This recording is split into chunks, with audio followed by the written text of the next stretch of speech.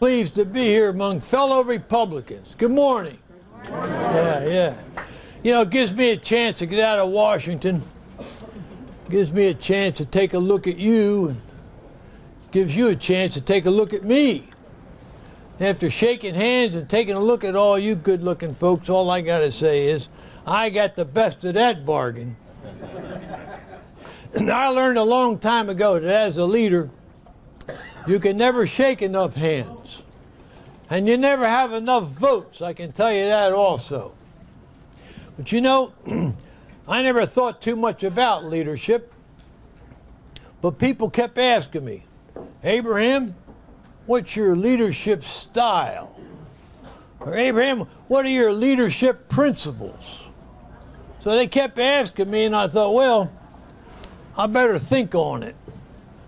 And I did, and what I come up with is that leadership principles to me are essentially behaviors, codes of conduct, methods of operation, which within the confines of my conscience have served me well. Now, I try and be the kind of leader that I would want to follow. And since my formal schooling amounted to a little less than 1 year, I needed to be the kind of leader who was always learning, always growing, always attempting to grow. And along with that, I needed to know myself, to know what made me most effective and efficient. That's why for me, I never used alcohol or tobacco products. So for me, the first leadership principle is the first person I must lead is myself. Now, I got my first opportunity for leadership as a young man during the Black Hawk War back in 1832. Now, how that came about is Chief Black Hawk crossed the Mississippi River with 500 of his braves in search of food. And, well, it riled up the settlers in northwest Illinois, and the governor, he called out the militia. And I joined the militia. And the Clary's Grove boys from my hometown elected me captain. My first opportunity for leadership, but I can tell you they were no easy boys to drill into obeying. And I was an amateur myself. I remember one time I was marching to 2 platoons, and we coming up to a fence row with a gate in it. And for the life of me, I could not remember the command to pass 2 platoons, 2 by 2, through a gate. So I suddenly called out, company, halt. This company's dismissed for 2 minutes. And when you fall back in on the other side of that gate.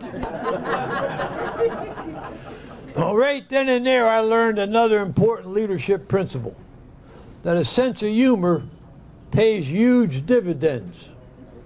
And I've always found my humor most effective when it's directed at myself in a self-deprecating manner. Well, that reminds me of a story. I got to looking in the mirror one time, and I said, Abraham, you are the ugliest man. So I made a vow right then and there. If I ever come across a person uglier than me, I'd shoot him on sight. Put him out of his misery. Well, wouldn't you know it, about 3 weeks later, I come across just such a man. I think it was Verrill's great-great-grandfather. So I went home and got my gun, came back, I said, put him up. He said, well, what have I done?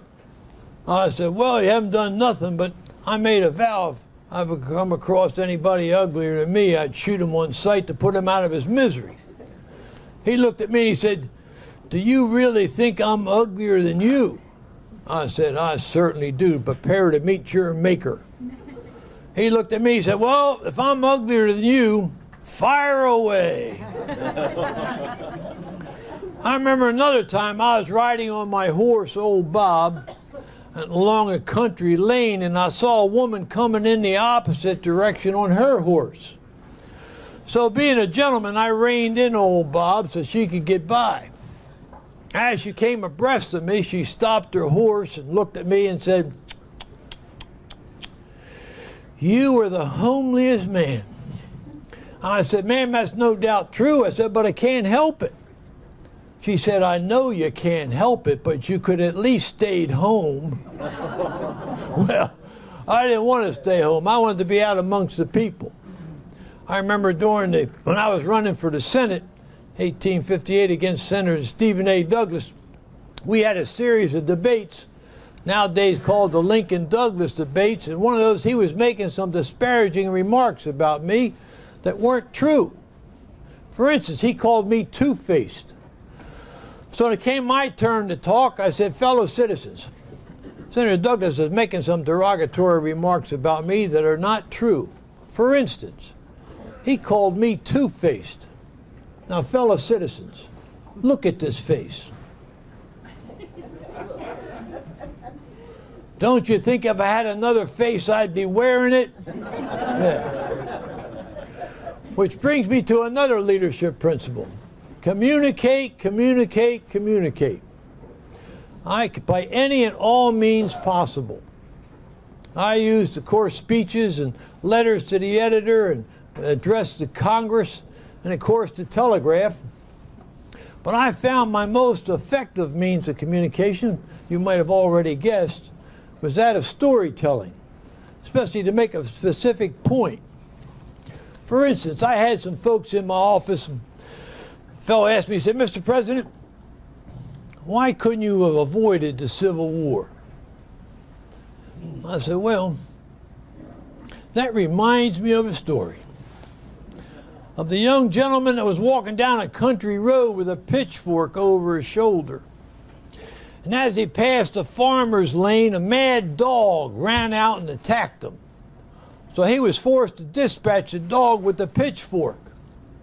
Well, the angry farmer come running up and said, why did you kill my dog? I said, well, why did your dog attack me? He said, well, why didn't you fend him off with the blunt end? I said, well, why didn't your dog attack me with his blunt end? I think you got the word why we couldn't have avoided the Civil War. So communicate, communicate, communicate. Another leadership principle is be out among the troops. I made it a point that I saw and review all the troops arriving and leaving Washington. I wanted them to see me and knew that I saw them and I was aware of their sacrifice to save the Union. And then Mary and I, at night, we go out in the hospitals surrounding Washington to visit the sick and wounded coming in from the battlefields of Virginia. And we'd listen to them and tell them how which me, myself, Mary, and our country appreciated their sacrifice. And of course, also, I like to be out among the field among the troops, especially after a major battle. I like to visit the generals and see what they had next planned, hopefully something. And then I like to spend time among the troops. I wanted to see how their spirit was. How's the morale? You know, you can get all the telegraphs you want, but nothing is better than a first-hand look, I can tell you that. Now, a companion principle to that is be out among the people. Now, as I said many times, public opinion, public sentiment is everything. With public sentiment, you cannot fail. Without public sentiment, you cannot succeed. That's why I made sure every day around noon I have the doors of the White House to be open, and the people outside, waiting outside, would stream in. There'd be mothers pleading for clemency for their sons or their husbands or their fathers, and I commuted as many as I could, but then of course I disappointed those others. And there were people there who just wanted to pour their hearts out. And there were also many, many people seeking jobs. And it was so disappointing because every person I appointed to a job, I had disappointed some 200 others. And every one of them said they were eminently qualified. I remember one time a fellow came to me, he wanted to be doorkeeper in the house. Now, doorkeeper is an important job. You have to let only those people on the floor that are authorized. You have to have a large stentorian voice. You have to have tact and diplomacy. So I wanted to give him that job, but I thought, well, I better interview him. I said, well, have you ever been a doorkeeper? He said, nope, never have. I said, well, Do you have any experience at doorkeeping? He said, no, no actual experience. Oh, I said, you got theoretical experience? He said, nope, never did. I said, well, have you ever attended a lecture on doorkeeping? He said, nope, never did. I said, well, have you ever read a book on doorkeeping? He said, nope, never did. I said, well, have you ever talked to anyone that has read a book on doorkeeping? He said, nope, never have. I said, sir, I think you can see that you don't have one important attribute for the job of doorkeeper. He looked me dead in the eye and said, I don't see it that way. I don't see it that way.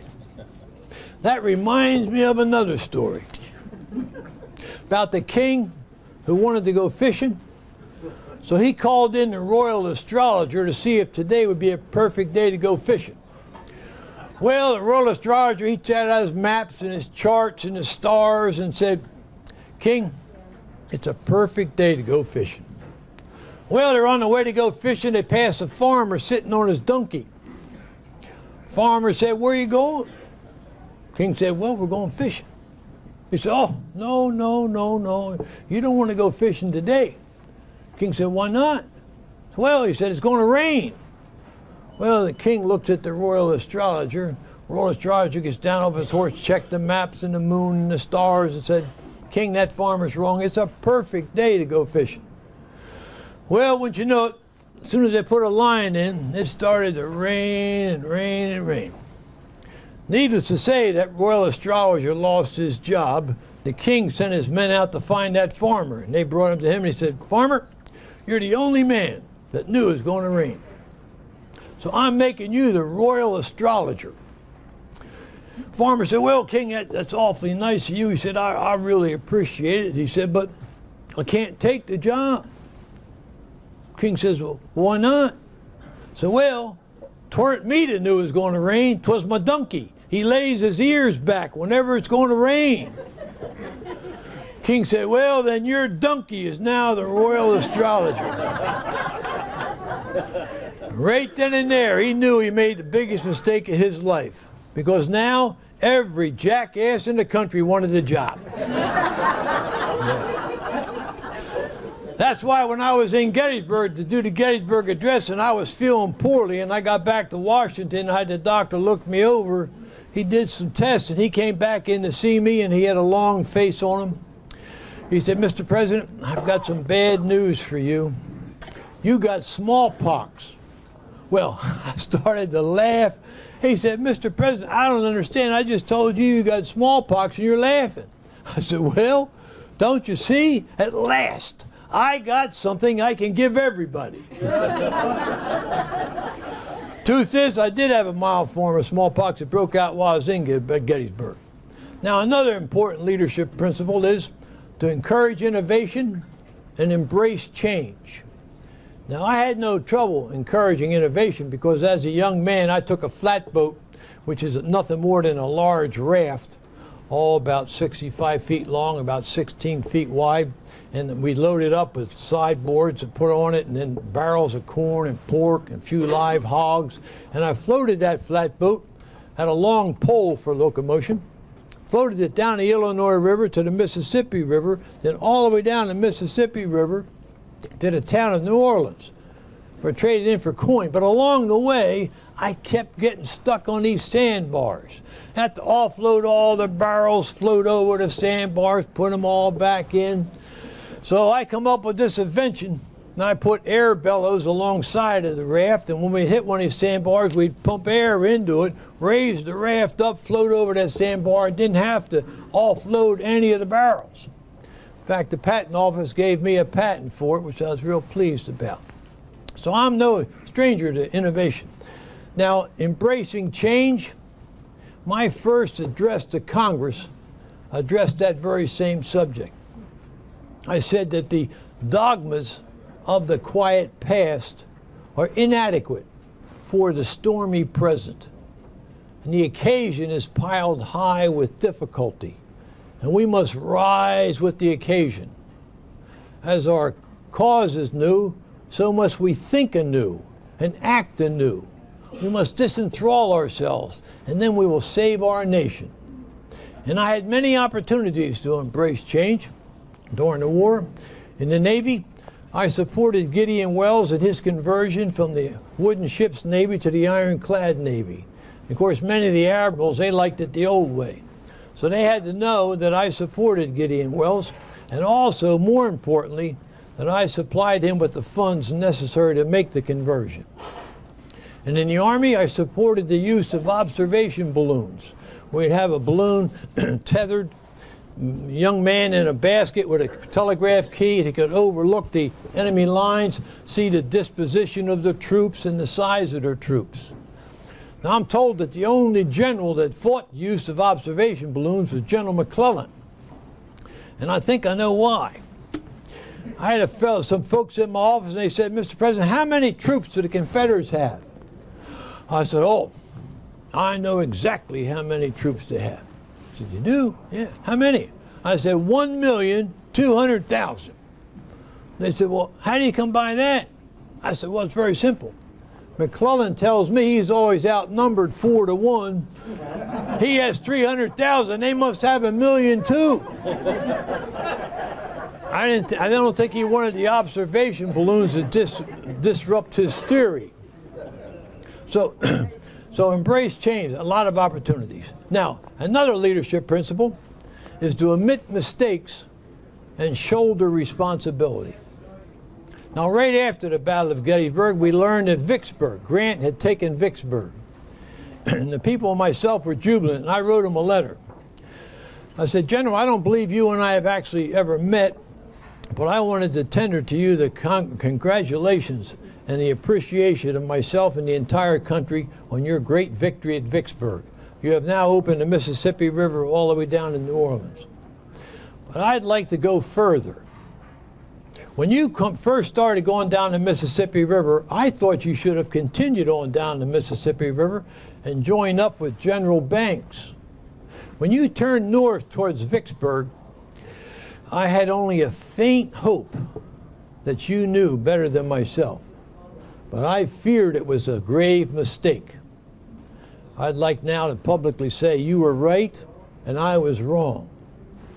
And in terms of shouldering responsibility, you know, you can delegate authority, but you can't delegate responsibility.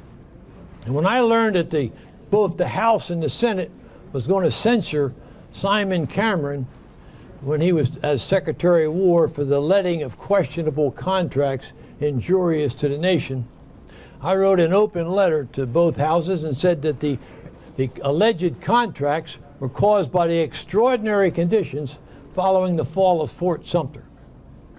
We had to call out 75,000 militia, and we had, myself and the total cabinet had to make decisions as to getting the funding, also supplying, letting contracts for the rifles and the ammunition and the horses and the mules and the uniforms. So myself, my total cabinet made those decisions. So, and we did that to save the Union because Congress was not in session. And I believe the results so far have proved that so far we've been successful. So if you're going to censor Simon Cameron, you might as well censor myself and my entire cabinet because we're all equally responsible for whatever questionable contracts. And both the House and the Senate removed the censure. So, so admit mistakes, shoulder responsibility. Another one is to avoid rashness. You know, right after the Battle of Gettysburg on the 3rd of July, it started to rain. And it rained and rained and rained. And I was upset with General Meade because he didn't pursue Lee after the Battle of Gettysburg and allowed him to escape back into Virginia. So I got all upset. I wrote him what I call my hot letter.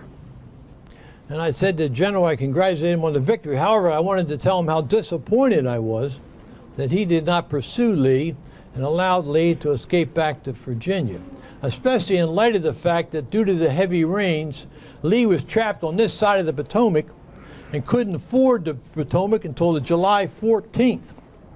And I felt that we had a perfect opportunity. We had Lee's army in the palm of our hand. All we had to do is make a fist and ruin Lee's army. But I think by getting back to Virginia, it prolonged the war. Well, I got that out of my system, but I didn't send it.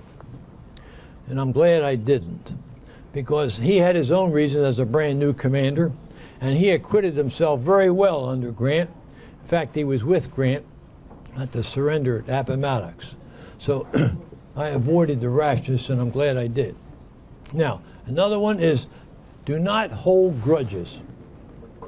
As I've said many times, what we do is too important to hold grudges. That's why when I wanted to appoint Edwin Stanton as Secretary of War to replace Cameron, my friends came to me and said, how can you make Stanton the Secretary of War?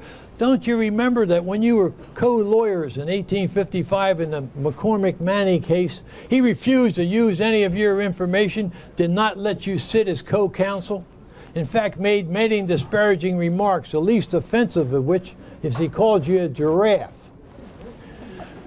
And I said, well, I'm aware of that, but also aware during that case of his tremendous focus and drive and determination to win that case. And he did win the case.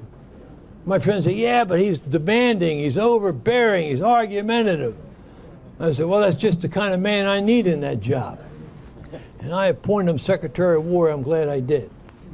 And another one, when I went to appoint Simon Chase as Chief Justice of the Supreme Court following the death of Roger B. Taney, again my friends came to me and said, how can you appoint Chase? He always felt he should have been president instead of you. He was always trying to undermine you. And in fact, do you know that each morning he woke up, went into the bathroom, looked in the mirror and said, good morning, Mr. President. I said, I heard of that, but I said, I also know that he did an outstanding job as Secretary-Treasurer. He helped finance a war that was costing $2.5 million a day. And in addition, he's a staunch abolitionist, so he will not let slavery slither back in through the courts. And I said, I would despise myself if I let my personal feelings keep me from appointing the best person for the job.